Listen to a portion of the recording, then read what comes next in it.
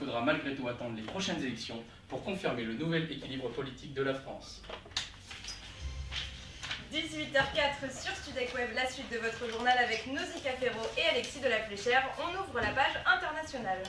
Et pendant ce temps, au sommet de l'État, le président français soigne son homologue chinois pour le dernier jour de la visite du président Xi Jinping en France depuis mercredi. Pour cette visite, le gouvernement français a mis les petits plats dans les grands. Il faut dire que les enjeux économiques sont de taille. François Hollande parle déjà de 18 milliards d'euros de contrats signés pour la France. Mais cette visite ne fait pas que des heureux, comme nous l'explique Antoine. Terminé 2 buts à 1, le Real Madrid est désormais 3e de la Liga, relégué à 3 points de leader l'Atlético Madrid. Du tennis avec le tournoi de Miami. Fin de l'aventure pour Roger Federer, parti fort en quart de finale face au japonais Nishikori. Le Suisse est finalement incliné en 3-7, 3-6, 7-5, 6-4. Dans l'autre match, Andy Murray, le tenant du titre, a été éliminé par Italie. Alors grâce aux 23 points de Paul George conjugués aux 21 points de Roy Hibbert, Indiana a dominé sur le fil Miami malgré les 38 points de LeBron James. Score final 84 à 83. On finit avec du cyclisme, la 4e étape du Tour de Catalogne. Et c'était l'étape reine du Tour de Catalogne. La victoire finale s'est disputée au sprint entre deux hommes et c'est l'américain TJ Van Garderen qui a franchi la ligne d'arrivée en premier devant le français Romain Bardet. À 3 secondes de ce duo, on retrouve l'espagnol Alberto Contador qui se classe 3e de l'étape du jour. Au classement général, Joaquim Rodriguez reste toujours leader avec 4 secondes d'avance sur Contador.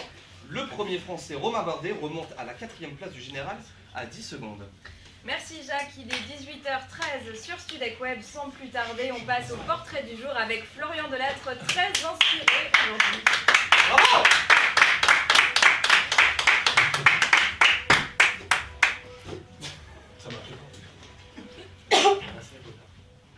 Bonsoir Florian. Bonsoir. Aujourd'hui, pour cette dernière de l'année, le portrait du jour est consacré à un homme que tout le studio École de France connaît, un homme qui a marqué la vie de beaucoup d'élèves cette année. Cet homme, eh bien, c'est Fabrice Legrier, portrait signé Florian Delattre.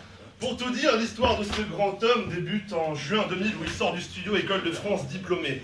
Fabrice, Fab ou encore Monsieur, pour celles et ceux qui n'ont pas osé le tutoyer tout au long de l'année, a travaillé au sein des rédactions d'Europe 2 et de RTL2. Oui FM, Radio LG, BFM ou encore Paris 95.2 ont vu passer, que cela soit pour quelques jours ou pour quelques semaines, la silhouette de Fabrice. Dans plus belle ville de province, Strasbourg, Lyon, Nice ou encore Bordeaux. Merci bien, merci beaucoup, Fabrice il parle à Troyes. Il est moins rien de toute façon. Fabrice part donc à Troyes, non loin des magasins d'usine comme présentateur reporter. L'année suivante, il va à Rouen, toujours sur Chéri FM. Certains l'auraient pris comme une punition, pas lui. Il a vu ça comme un moyen de se rapprocher de la capitale. Et il a bien fait, à le rejoint Paris, où il présentait son tout étrange info, une semaine puis mardi, sur Chéri FM. Pour finir sa carrière en beauté, il a été rédacteur en chef national et des stations locales, très bon parcours. Et puis il sent qu'il a fait le tour. Et là, un président de groupe italien qu'il a connu il y a quelques années lui fait transformer des sous